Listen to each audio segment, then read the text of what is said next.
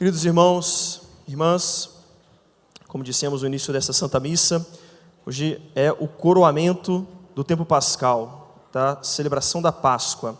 Nosso Senhor, Ele usa tudo com muita sabedoria, Ele faz tudo com muita sabedoria, e Deus, Ele nos instrui através da liturgia, Ele segue toda uma pedagogia, e de fato hoje nós estamos coroando aquilo que nós celebramos na Vigília Pascal, no grande Sábado Santo. Nós ouvimos algumas vezes no Sábado Santo, aqueles que participaram ou que acompanharam as leituras, vimos que Deus tem todo um projeto a partir da criação, da redenção da humanidade, e Ele vai realizando paulatinamente, e as promessas que Ele faz, Ele as vai cumprindo, sempre. Deus sempre cumpre aquilo que Ele promete, aquilo que Ele profetiza.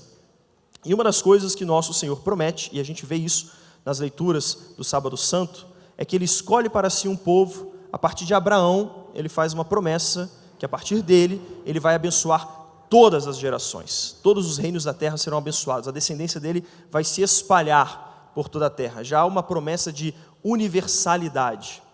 Mas isso ainda não é plenamente cumprido. O que Ele realiza no povo de Israel está ainda para ser completado na Santa Igreja Católica.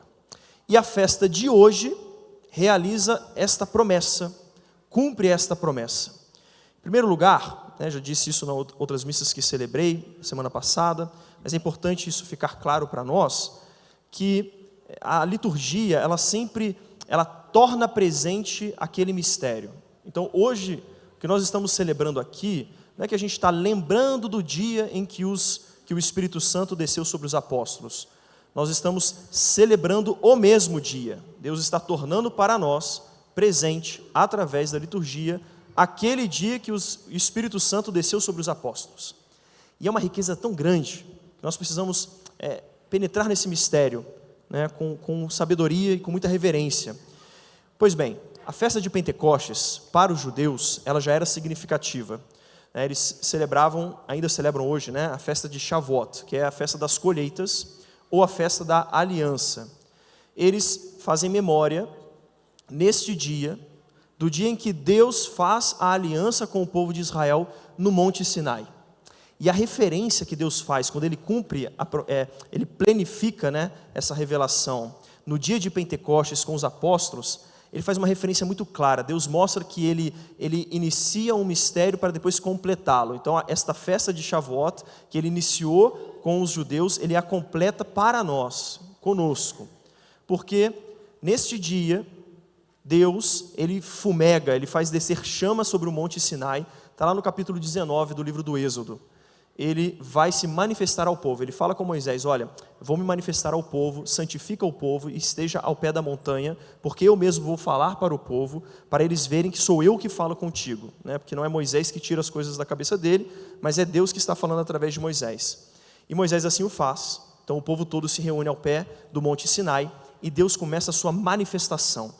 Desce uma nuvem, desce chamas de fogo, a própria montanha começa a tremer e a fumegar, como que saindo fumaça da montanha, começam trombetas, é uma manifestação esplendorosa, semelhante ao que nós ouvimos na primeira leitura, porque aparecem línguas como que de fogos, do céu veio um barulho como se fosse uma forte ventania, encheu a casa, então há uma manifestação visível da presença de Deus, a semelhança do Monte Sinai, porque é o mesmo dia que o povo celebra esse dia da aliança. Mas mais do que isso, neste dia, no capítulo 19 do livro do Êxodo, nós vemos isso. O que Deus quer com o povo? Ele mesmo fala para o povo o que ele deseja. Deixa eu achar minha colinha aqui. Muito bem. Agora, pois, se obedecerdes a minha voz e guardardes minha aliança, sereis o meu povo particular entre todos os povos. Toda a terra é minha, mas vós me sereis um reino de sacerdotes e uma nação consagrada.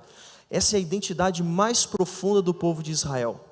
Eles são uma parcela que Deus escolheu, não para ser só um povo eleito, mas para manifestar toda a graça de Deus a todas as nações. Será um reino de sacerdotes e uma nação consagrada. O que é um reino de sacerdotes? É um reino que faz a ponte entre Deus e a humanidade. Então Deus escolhe o povo de Israel para isso. Essa é a identidade mais profunda do povo de Israel. E tudo que o povo de Israel sofreu é por se corromper e fugir da própria identidade. Eles vão esquecendo a aliança que eles fazem, porque Deus, Ele propõe a aliança livremente. Ele propõe ao povo e o povo adere à aliança e diz, não, faremos tudo o que o Senhor nos disse. Tanto quando eles estão para entrar na terra prometida, novamente eles param antes do Jordão, Josué para com eles, renova a aliança e eles falam, faremos tudo o que o Senhor disse. E Josué ainda alerta, olha, ele é o Deus verdadeiro, ele é um Deus ciumento. Então ele faz questão que se cumpra a aliança, porque ele quer manifestar a glória dele. E o povo, nós faremos tudo o que o Senhor está mandando. A gente sabe na história de Israel que a coisa não vai assim, volta e meia eles falham, né? Eles rompem com a aliança, mas isso estava inclusive dentro do plano de Deus, ele sabia que seria assim porque ele realizaria uma nova e eterna aliança. E este novo povo vai levar à plenitude a missão que o povo de Israel tem. Isso fica muito evidente na noite da Vigília Pascal. Se você não participou neste ano, participe no sábado no ano que vem. É a celebração das celebrações. E fica evidente que o que está acontecendo na liturgia do Sábado Santo é um renovar da aliança, porque o sacerdote ele abençoa a água da pia batismal, se não há batismo, ele já abençoa justamente para aspergir o povo, e ele asperge o povo à semelhança do que Moisés fez com o povo. Moisés asperge o povo com o sangue de um cordeiro oferecido em sacrifício para selar a aliança com Deus. E na Vigília Pascal a gente realiza a mesma coisa com o novo povo de Deus, que é a Santa Igreja Católica. E essa é a nossa identidade mais profunda. Nós não estamos aqui para viver a nossa vida tranquilamente. Nós somos chamados por Deus, pelo batismo, a manifestar a graça de Deus para todas as nações. E isso se planifica em Pentecostes. No dia de Pentecostes, Deus mostra que a salvação ela é universal. Aquilo que era só para o povo de Israel, finalmente se expande para todas as nações. Os israelitas, eles tinham um certo proselitismo. Tinham pessoas que aderiam à fé judaica, vindo de fora. Não tinha sangue judeu e se tornava judeu. Não se tornava propriamente judeu, mas participava do culto. Era chamado os prosélitos. Tanto que no templo eles entravam até um certo limite. Não tinham acesso mesmo, né, ao santuário. Porque não estava na mentalidade judaica isso. Vamos expandir indefinidamente, vamos fazer que todos se tornem judeus. Não estava na mentalidade. Deus ainda realizaria isso. Pois bem, é isso que Ele realiza hoje em Pentecostes. Ele concede o Espírito Santo, que manifesta a sua presença do mesmo modo como no Monte Sinai, com fogo, com fumaça, com vento, barulho, e Ele dá àqueles homens a capacidade de ser entendido por todas as nações, manifestando isso, né? O que acontece hoje com os discípulos, com os apóstolos, não é o que a gente chama de glossolalia, né? Aquela oração em línguas que algumas pessoas costumam fazer. Não é isso, é um dom especial que Deus dá neste dia de Pentecostes para mostrar que a religião católica, que a fé católica se expandiria em todos os povos, para todas as nações e falaria todas as línguas. E é o que a gente já vê hoje. Aonde a gente vai, a gente vê um missal e um lecionário traduzido na língua daquele povo.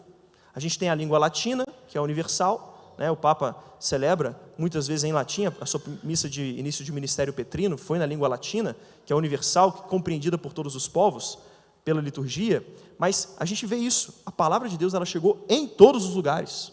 Deus fala todas as línguas, porque a Igreja Católica ela deve se expandir indefinidamente. E é importante a gente tomar consciência disso, porque isso diz respeito diretamente a nós, na nossa vida particular.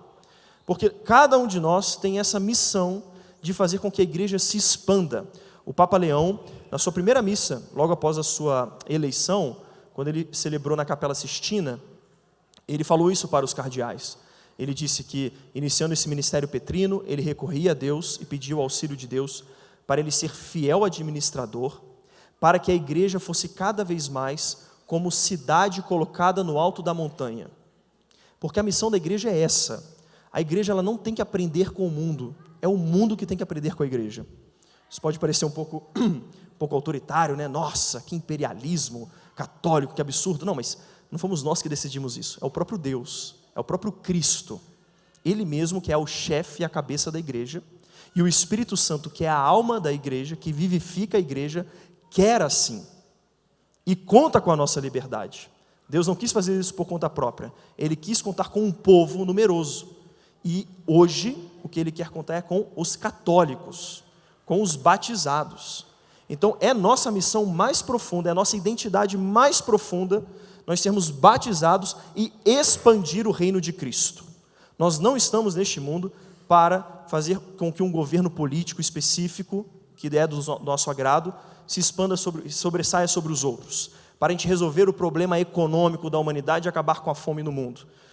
A gente pode tentar fazer isso, né? E é bom que seja assim, que a gente tenha menos problemas econômicos possíveis, né? O Brasil é uma dificuldade danada com isso, que a gente diminua ao máximo a fome no mundo, é uma missão nossa, mas essa não é a missão principal. A missão principal é fazer com que Cristo reine sobre a terra. E Ele reinará sobre a terra, tanto mais Ele reine nos corações. Então esse é o nosso apostolado verdadeiro, nós que somos batizados, e ainda mais crismados, quando a gente recebe o Espírito Santo pela crisma, a gente recebe essa missão apostólica, expandir o reino de Cristo sobre a terra. Dito de outro modo, tornar todo mundo católico. Nós temos que espantar para longe de nós essa heresia universalista que se espalha hoje em dia, que não, todas as religiões salvam, né? Cada um busca a sua verdade, o importante é procurar a Deus e vai ser salvo. Isso é heresia, isso não é fé católica. A fé católica é Cristo é o caminho, a verdade e a vida. É através dele que nós temos o perdão dos pecados, e é através do derramamento do Espírito Santo que nós nos tornamos um com Cristo e alcançamos a salvação para nós e podemos levar a salvação aos outros. A gente percebe que o primeiro dom que nosso Senhor traz é justamente esse apaziguamento da alma, esta amizade com Deus. São João, ele não descreve o Pentecostes em outro livro seu, nem na sua carta, nem no livro do Apocalipse, mas ele coloca no seu próprio evangelho. Lucas coloca o Pentecostes no Atos dos Apóstolos, mas São João coloca aqui no evangelho, é o que a gente ouviu hoje. Nosso Senhor, assim que ele entra, depois de ressuscitado, ele dá o primeiro dom da sua ressurreição e do Espírito Santo. A paz esteja convosco. Ele transmite a paz, que é o quê? Amizade com Deus. Não é a paz falsa que o mundo dá, não. É a paz de amizade com Deus. E ele transmite aos discípulos a capacidade de distribuir a paz. Como? Dando o Espírito Santo. Soprou sobre eles e disse: recebei o Espírito Santo, a quem perdoardes os pecados, eles lhes serão perdoados. A quem não os perdoardes, eles lhes serão retidos. Esse é o primeiro passo que cada um de nós deve dar, se nós queremos de fato assumir a nossa identidade católica de batizados. Nós precisamos recorrer ao perdão dos pecados. A gente recebe isso no nosso batismo, quando somos batizados. Os pecados são todos apagados, nós entramos no corpo místico de Cristo, o Espírito Santo é derramado sobre nós. Mas se nós cometemos a infelicidade de cometer um pecado mortal, a gente rompe com a unidade, a gente perde a graça. E às vezes muitos católicos, infelizmente, vivem nesse estado. Vai na missa um dia, não vai no outro, pronto, já perdeu a graça, né? Deixa de cumprir um preceito grave, que é a participação dominical na Santa Missa, perde a graça santificante, rompe-se com a unidade da igreja, perde essa unidade, perde o Espírito, perde a graça de Deus que flui na alma e impele para a conversão a própria e dos outros. Então, se a gente quer de fato, né, assumir a nossa identidade, esse é o primeiro passo. Pedir perdão a Deus das nossas faltas, porque o perdão foi dado a nós pelo Espírito Santo. Que outra religião tem isso? Que outra religião tem a ousadia de um homem instituído ministro dar o perdão dos pecados? Eu te absolvo, é o que o sacerdote diz. Que ousadia é essa? É o próprio Cristo que age, é o próprio Espírito Santo que age na igreja e continua agindo e vai agir até o fim dos tempos. Essa é uma graça extraordinária. Isso deve fazer a gente elevar louvor a Deus continuamente. E isso deve marcar profundamente a nossa vida e a nossa identidade. Muitas pessoas hoje em dia, a gente encontra pessoas assim, que estão às vezes sem propósito, sabe? Tem a vida lá, tem a família, tem até trabalho, mas se ela perde propósito, está sem saber para onde vai, está vivendo no automático assim, sabe? Empurrando a vida. Por isso, porque não captou, não entendeu a sua identidade mais profunda, que é ser católico, batizado. Na hora que a gente toma consciência disso, e a gente toma consciência que a aliança que a gente faz com Deus, e que a gente renova a cada Santa Missa, que toda vez que nós comungamos, a gente está dizendo isso para Deus: eu renovo a aliança contigo, porque Ele propõe o banquete da aliança, né? Esse é o cálice do meu sangue, o sangue da nova e eterna aliança. Quando eu renovo a aliança, eu assumo isso. Eu sou católico, eu devo expandir o reino de Cristo. Eu devo levar Cristo para os outros e levar os outros para Cristo. Fazer um bom apostolado, né, da amizade, um apostolado da confissão. Às vezes a gente tem pessoas que trabalham com a gente anos sem se confessar, está com a vida toda torta, travada, a pessoa tem cheio de sentimento de culpa, né, porque não tem a graça, a paz de Cristo, o Espírito Santo, e Deus depende de nós. Porque para a gente ser católico, não é que todo mundo tem que ser padre ou freira para poder ser missionário, não. Cada um de nós, aonde a gente está, na vida familiar, na paternidade, na maternidade, né, no trabalho, né, nos estudos, em todo, onde a gente está, Deus espera que nós sejamos católicos, que a gente transmita a graça de Deus e que a gente leve Cristo para os outros e leve os outros para Cristo. Essa é a graça que nós renovamos hoje, que Deus renova para nós hoje, que deve fazer brotar do nosso coração profunda gratidão e um firme propósito de viver segundo a nossa identidade. Chacoalhar qualquer tibieza, qualquer desânimo, né, e renovar a nossa aliança com Deus. Falar, Senhor, tá bom, é isso que o Senhor quer, né? Então eu quero também. Essa é a aliança que o Senhor preparou. Nós somos o novo povo de Deus que deve manifestar ao mundo, que a igreja deve ser como essa cidade, né, luminosa, como um farol, o Papa usa essa imagem também, que ilumina as outras nações. Pois bem, eu assumo essa missão, eu assumo essa identidade. Eu quero, Senhor, e eu renovo a minha aliança contigo. Aqui nessa Santa Missa, recebendo o corpo do Senhor, eu renovo a aliança, Senhor, eu quero ser vosso, eu quero ser missionário vosso, né? E isso é que o Espírito Santo quer fazer em cada um de nós. O Espírito Santo age de muitos modos, não dá para a gente prolongar tudo, né? Daquilo que é próprio do Espírito, mas o mínimo que a gente pode pedir hoje, né, que já é muita coisa, pedir a Ele essa docilidade da nossa alma, pedindo pela intercessão da Virgem Maria. Ela atrai o Espírito Santo. Ela estava lá no cenáculo, rezando com os apóstolos, né, e quanto mais uma alma é mariana, quanto mais uma alma tem devoção à Virgem Maria, mais essa alma atrai para si o Espírito Santo. São Luís Maria Grão de Montfort, ele fala isso. Quando ele vê uma alma mariana, uma alma que tem devoção à Virgem Santíssima, o Espírito Santo pula, né, ele salta, ele tem ânsias daquela alma, porque ele sabe que naquela alma ele pode ser fecundo. Assim como ele foi fecundo na alma da Virgem Maria, ele pode ser fecundo nesta alma. Vamos pedir isso à Virgem Santíssima, então, que ela esteja conosco continuamente, atraindo o Espírito Santo, para que a gente assuma plenamente a nossa missão evangelizadora, a nossa identidade de católicos, para levar a graça de Cristo aonde nós estivermos. Que assim seja.